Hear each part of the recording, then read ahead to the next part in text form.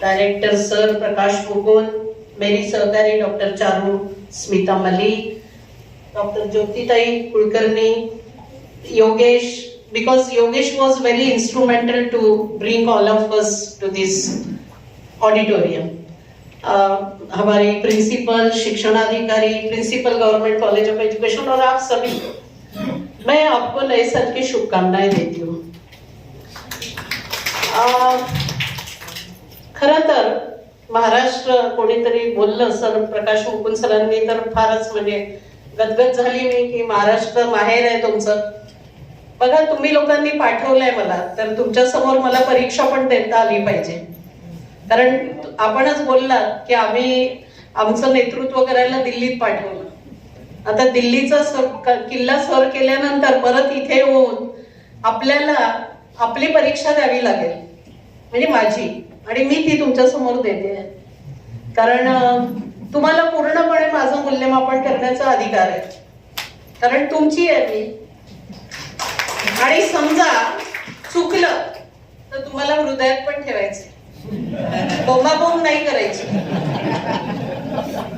बघा डॉक्टर चारूनी खूप छान गोष्टी हायलाइट केल्या. निपा हे माझ्यासाठी जरी परिचयाची संस्था असली तरी पण मी जेव्हा कुलगुरू म्हणून रुजू झाल्यानंतर मला कळायला 6 महिने लागले. मला खरंच अभिमान आहे की निपाची मी एक महत्वाची व्यक्ती आहे. पण निपामध्ये जे काम चालतं, मला साबळे सर आणि प्रकाश मुकुंद सरांना सांगावंसं वाटतं की आपण या गोष्टी बॉरो केल्या पाहिजे. आपण at least we have to develop that insight की how they are doing the work. आमच्या इथे बरेच लोक येतात तर त्यांना माहित आहे, they know very well what NIEPA is doing. Originally it was established by UNESCO in 1962. Then it has been taken over by the government of India. Sable sir माझ्या शेजारी बसले, ते म्हणाले मॅडम मी पण निपामध्ये ट्रेनिंग केलं. तर निपामध्ये जे काम चालतं ते खरंच शिकण्यासारखं आहे. अगदी डॉट 9:30 म्हणजे 9:30लाच आमचा वर्कशॉप सुरू होईल. तो 5:30ला संपेल म्हणजे 5:30लाच संपेल. प्रत्येक गोष्ट तुम्हाला ब्रोशर मध्ये, गाईड मध्ये, इन्फॉर्मेशन गाईड मध्ये मिळेल. रिसोर्स पर्सन रिपीट होणार नाही, सगळे मॉड्यूल्स बनलेले असतील, म्हणजे असं सिस्टमॅटिक काम चालतं. एनिवे आपल्या संस्थेची तारीफ करणं स्वाभाविक आहे. आपण राष्ट्रीय शिक्षा नीती 2020 स्वीकारली आणि आपल्याला लक्षात आलं की शाळेमध्ये जे काम चालतं, म्हणजे अर्थातच आमच्याजवळ जे national centre for school leadership आहे, स्कूल मिनिस्ट्री आम्हाला दरवर्षी त्याच्याकरता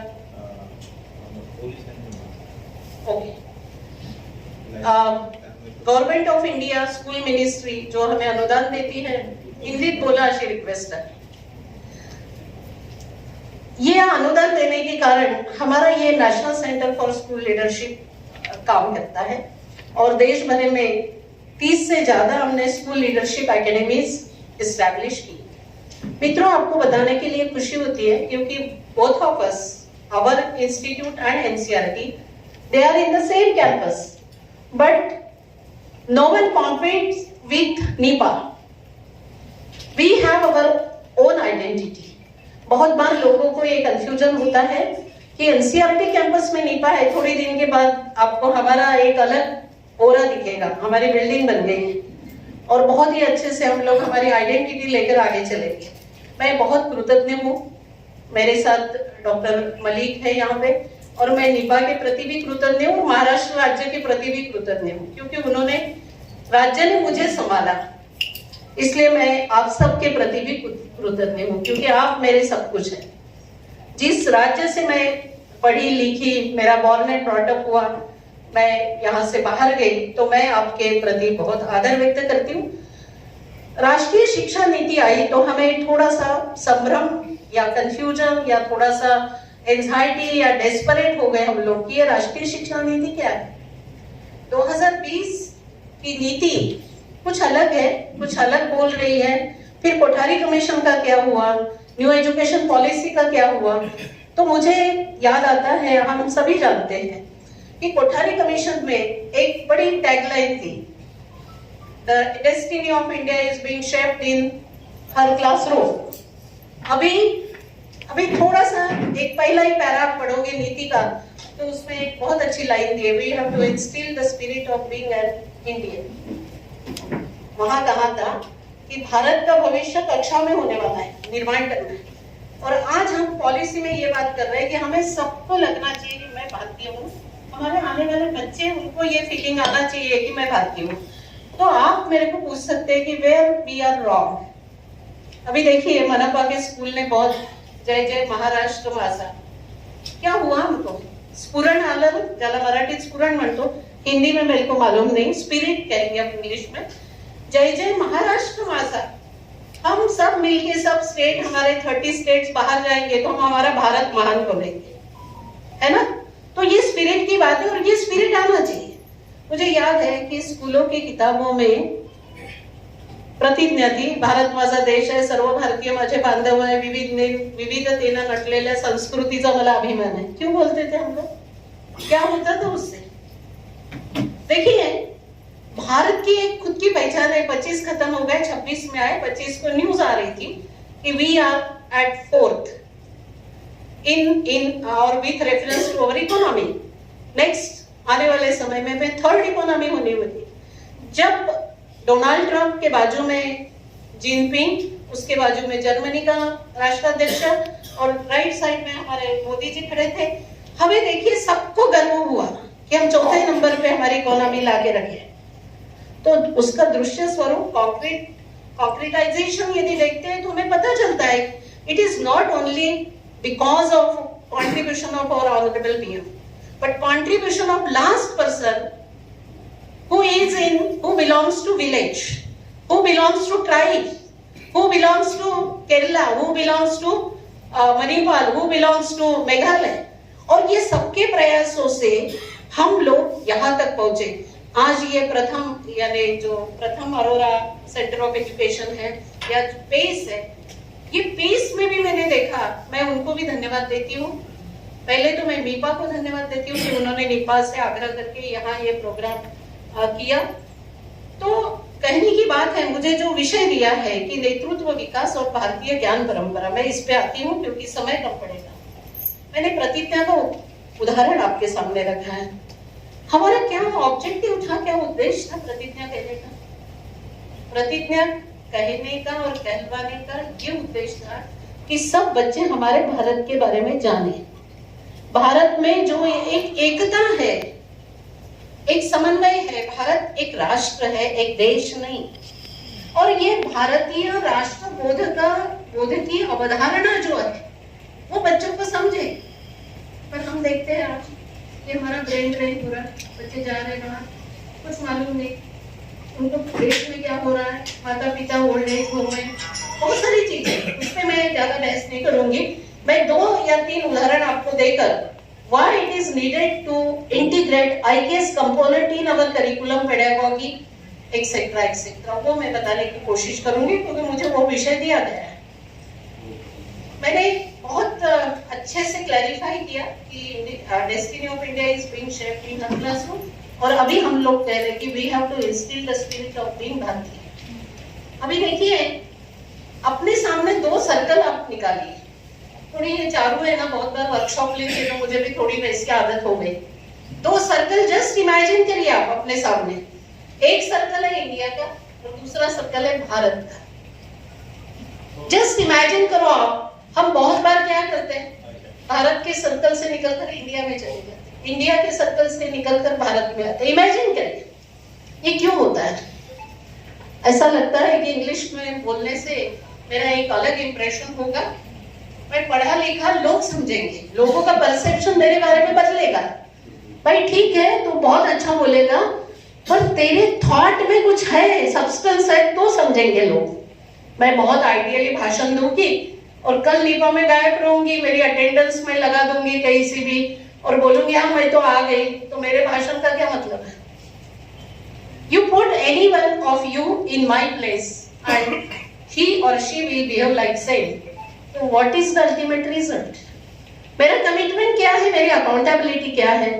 और ये धीरे धीरे धीरे धीरे धीरे जनरेट होकर फिर हम भारतीय ज्ञान की बात करेंगे।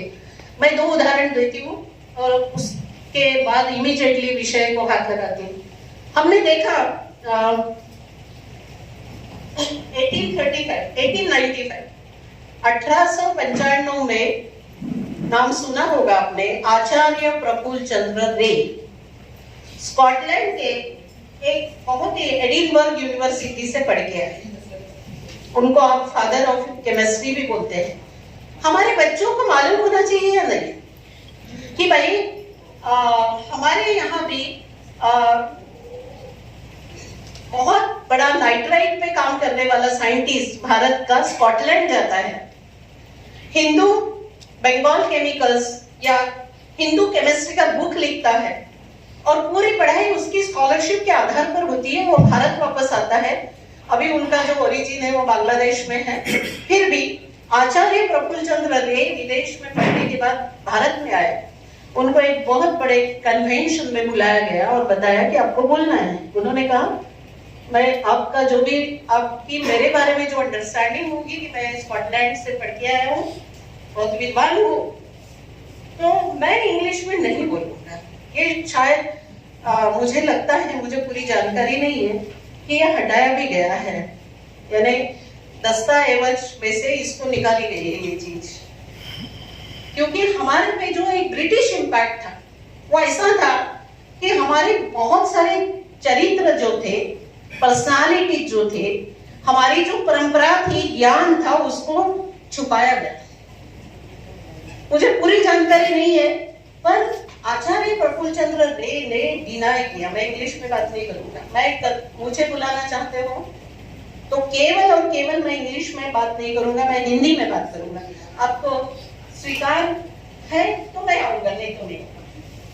अभी आगे की हिस्ट्री आप जान लोगे कि आचार्य प्रफुल्ल चंद्र रे ने देश के लिए क्या किया। इतना बड़ा साइंटिस्ट हमारे यहाँ था और इतनी अच्छी पढ़ाई करने के बावजूद भी उसने अपने राष्ट्र के प्रति अपना स्वाभिमान बिल्कुल रख के काम किया। दूसरा उदाहरण मैं दूंगी, रविंद्रनाथ टैगोर 1916 में, यानी 105 साल पहले की बात है, 105 या 10 साल पहले की बात है, वो जापान गए। फर्स्ट विजिट थी उनकी। आप में से कुछ लोग जानते भी होंगे कि वहां के बच्चों ने और इंटेलिजेंट एक जो कम्युनिटी थी, उन्होंने उनको डिनाई किया सुनने के लिए। उन्होंने कहा कि हम टैगोर जी को नहीं सुनेंगे। आपको मालूम होगा 1913 में शायद नोबेल पारितोषिक मिला गीतांजलि। और रीजन क्या दिया, बहुत सारे रीजन दिए कि हम इनको क्यों नहीं सुनना चाहते हैं। एक रीजन उसमें था कि ये डिफिकल्ट कंट्री का नागरिक है। जिस देश की कोई अस्मिता नहीं, जिस देश की कोई पहचान नहीं, जिस देश बार बार जो हार चुका है, स्वतंत्रता नहीं प्राप्त की, उस देश के नागरिक को हम क्यों सुने। मित्रों, हम क्या कर रहे हैं? मेरा क्वेश्चन आप सबसे, हम सबको सुन रहे हैं, हम बड़े सहिष्णु हैं। हम हमारे यहाँ कोई भी आता है, हमारे पे थोपता है, हम बिल्कुल सुनते हैं। हमारे शिवाजी महाराज जिस नगरी में मैं खड़ी हूँ, वहां का अलौकिक जो देन है वो शिवाजी महाराज की है, संभाजी महाराज की। शिवाजी महाराज को लुटेरा का हमने सहन कर लिया, क्यों कर लिया? हम हमारा स्पिरिट, हमारा स्कूलिंग, हमारी एक क्या बोलेंगे कि हमारी एक पहचान बनाने का समय था, हमने उसको भी सहन कर लिया कि हाँ शिवाजी महाराज लुटे थे। मालूम है आपको? और अभी तो मैं बधाई दूंगी आपको कि औरंगाबाद से संभाजी नगर हुआ। ये सिद्ध हुआ कि यस, हम हमारी पहचान चाहते हैं। कोई आकर हमको नहीं सिखाएगा। आपको बधाई देती हूँ। ये दो जो कारण है, दो एक दाखले मैंने दिए आपके सामने, और इसीलिए 1913 में रविंद्रनाथ टैगोर ने जो गीत लिखा था, Where the mind is without fear and hate is held high, जहां मन में डर नहीं और जिसका माथा ऊंचा हो, वैसा नागरिक मुझे चाहिए। और उन्होंने क्यों लिखा था, तो उसका मर्म था, उसके पीछे का रीजन था कि जब हम लोग पारतंत्र में थे, हमें इंडिपेंडेंस प्राप्त नहीं हुआ था, हम घरों में छुपे थे। हमें ध्यान में आता है कि भगत सिंह कितने साल का था जब फांसी हुई उनको, और दिल्ली यूनिवर्सिटी अभी जहां है वहां भगत सिंह को रखा गया था, तलगल। बेसमेंट में रखा था। मुझे भी अभी अभी पता चला कि वो बिल्डिंग है जहां डीओ के वाइस चांसलर्स बैठते हैं, वहां नीचे उनको रखा था। वो व्यक्ति का व्यक्तित्व देखिए, उन्होंने जेल में रहते हुए भी डायरी लिखी और हर डायरी का पन्ना हमको प्रेरणा देने वाला है। उन्होंने रोया हुआ इतिहास में लिखा। क्या मैं शिक्षाविद कहलाती हूँ? मैं एक भगत सिंह बना सकती हूँ क्या? एक भक्त शिवाजी मैं तैयार कर सकती हूँ स्कूल में से? मैं खुद को लीडर कहलाती हूँ। आप सभी मेरे सहकारी हैं, मित्र हैं, विचारों से शिक्षाविद हो। क्या एक भगत सिंह, एक चंद्रशेखर आजाद, एक सुभाष चंद्र बोस, एक वल्लभ भाई पटेल बना सकते हैं हम लोग? और ये सब चीजें जब आती हैं आंखों के सामने, तब प्रकाश ओझल होने लगता है कि हम तो ऐसा कुछ भी नहीं कर रहे। लीडरशिप की बहुत सारी थ्योरीज आई होंगी। हमें क्वेश्चन करते हैं कि लीडरशिप के थ्योरीज में भारतीय लीडरशिप क्यों नहीं? अभी कल की बात में डिस्कशन चल रहा था। हमने इस्टेब्लिश ही नहीं किया कि शिवाजी महाराज लीडर थे, संभाजी लीडर थे, अपने सरदार वल्लभ भाई पटेल लीडर थे, कितने सारे, लाल बहादुर शास्त्री लीडर थे। कैसे रहे लाल बहादुर शास्त्री लीडर करके? राधा कृष्णन जी का क्या काम था? एजुकेशनल लीडर थे। तो ये क्वेश्चंस हमारे आने वाले जनरेशन के बच्चे पूछने वाले हैं। भारत महान था। अभी देखिए छोटे बच्चे, अरे सोने का धूर निकलता था, धुआं निकलता था। कैसे निकलता था? आज तो सोना इतना महंगा हो गया। उसका मतलब क्या था? हमारे देश को लूट लूट कर पूरा गरीब बनाया। हमारे पास संपत्ति थी, हमारे पास विद्वत्ता थी, हमारे पास वेदों का अध्ययन करते तो हमें ध्यान में आता है कि हर चीज का आंसर है। एक 15 दिन पहले नीपा में हमारा एक डिस्कशन हो रहा था कि हम लोग देखिए शिक्षा शास्त्र पढ़ने वाले बहुत सारे लोग, हम लोग क्वेश्चन आंसर मेथड पढ़ाते हैं, पेडागॉजी में इसका नाम लेते हैं। क्वेश्चन आंसर ही पद्धती आहे ना? त्या पद्धती कोणाचं?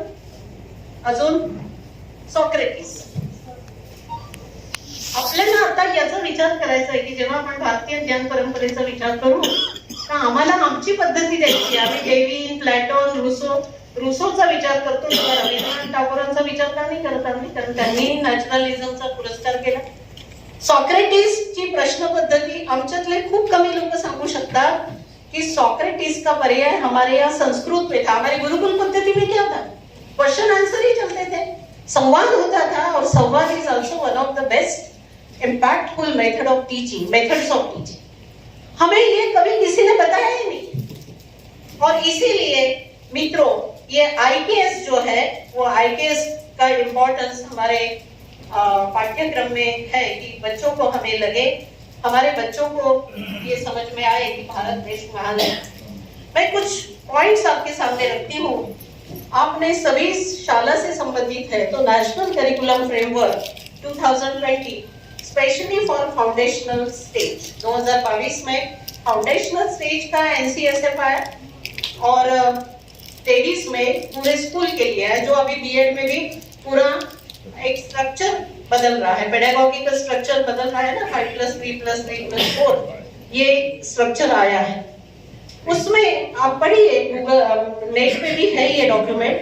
The Indian vision of education has bin broad end deep, including idea that education must foster both inner end external development. Learning about the external world should be in consonance with learning about one's inner reality and self. 20व्या शतकाच्या सुरुवातीला स्वामी विवेकानंदांनी जी शिक्षणाची व्याख्या दिली, 6 विद्या या विमुक्त आहे, जे आमच्या उपनिषदातून आलेलं आहे, पण त्यांनी पण हे सांगितलं, manifestation of perfection which is already in man. मानवाच्या आतमध्ये जी सुप्त शक्ती आहे, त्या सुप्त शक्तीचा आविष्कार म्हणजे शिक्षण. आणि आता एनसीएफ मध्ये ही गोष्ट परत रिपीट केली आहे की जे काही बाहेरी जगामध्ये त्याचं वर्तन दिसतं, ते वर्तन त्याच्या आंतरिक वर्तनाशी रिलेट करता आलं पाहिजे, तरच आम्ही म्हणू की त्या विद्यार्थ्याचा किंवा त्या मुलाचा बाल्याचा विकास झाला. आणि म्हणून पंचकोश विकासावर भर देण्यात आला. आता पंचकोश भारतीय ज्ञान आहे किंवा नाही आहे, ही एक कॉन्ट्रोवर्सी किंवा हा एक क्रिटिसिझम आम्ही करू शकतो. मला आपल्याला सांगायचं आहे की भारतीय ज्ञान परंपरेचा जेव्हा आम्ही विचार करू तर केवळ अंधश्रद्धा म्हणून आम्हाला त्याच्याकडे बघायचं नाही, आम्हाला त्याला सायंटिफिक रित्या प्रूव्ह करायचं. गैरसमज डोक्यातून काढून टाका की IKS ला आम्ही जेव्हा इंटिग्रेट करू पाठ्यक्रमामध्ये किंवा अध्यापन पद्धतीमध्ये, तर आम्हाला पाहायचं आहे की त्याच्यामागचं लॉजिक काय. आणि म्हणून मी 2 सर्कल तुम्ही इमॅजिन करतच असाल की इंडियाचा एक सर्कल आणि भारताचा एक सर्कल. आम्ही बरेचदा आम्हाला नाही समजलं की आम्ही इंडियाच्या सर्कलमध्ये एंट्री घेतो.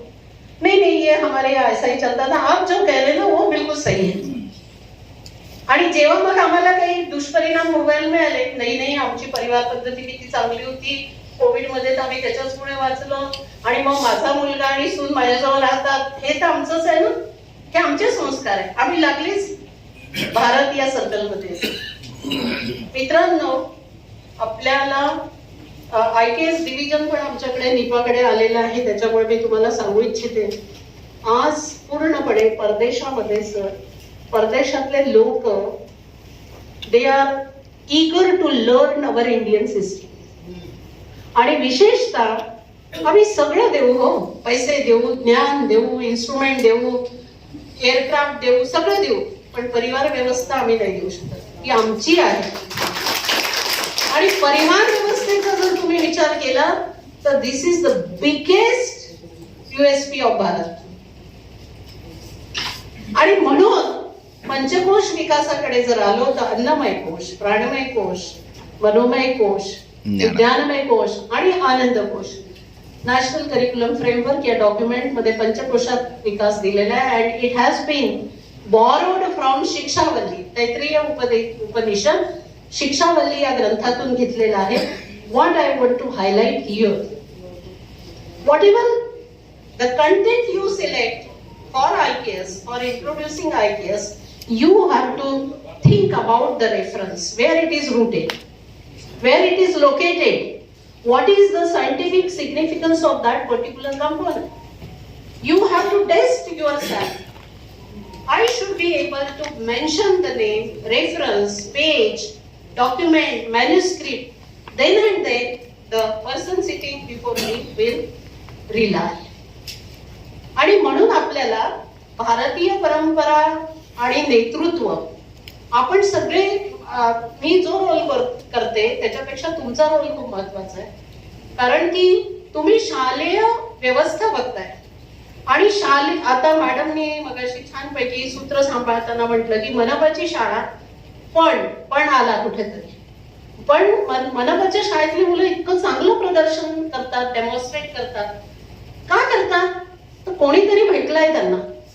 गुजरातमध्ये एक पटेल म्हटलं, शाळा अगदी वीक होती, मुलं येत नव्हते शाळेमध्ये, त्यांनी घरोघरी जाऊन शाळेचा प्रचार केला.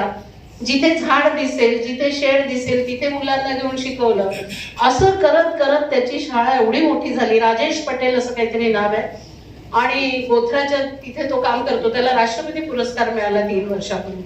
हा, राकेश पटेल, तो माझ्यासोबत फाउंडेशनल स्टेजचं मटेरियल डेव्हलप करताना होता. मित्रांनो, तुम्हीच काम करताय, तुमच्याच पैकी कोणीतरी राष्ट्रपती अवॉर्ड घेताय, तुमच्याजवळ जे पोटेन्शियल आहे. आणि म्हणून आम्ही पॉलिसीचं पहिलं वाक्य आहे, education is fundamental to foster the potential of child. पहिलं वाक्य, पहिलं किंवा पहिल्या पॅरेग्राफ मध्ये असेल, education what it does, education fosters inner development, outer development, but in outer development in consonance with inner development. ऑनेस्टीवर भाषण दिलं, आणि आपल्या संस्थेत गेल्यावर डिसऑनेस्टी सुरू. ऑनेस्टीची कुठे विषय नाही, चर्चा येते, काय होईल आपण समजू शकतो.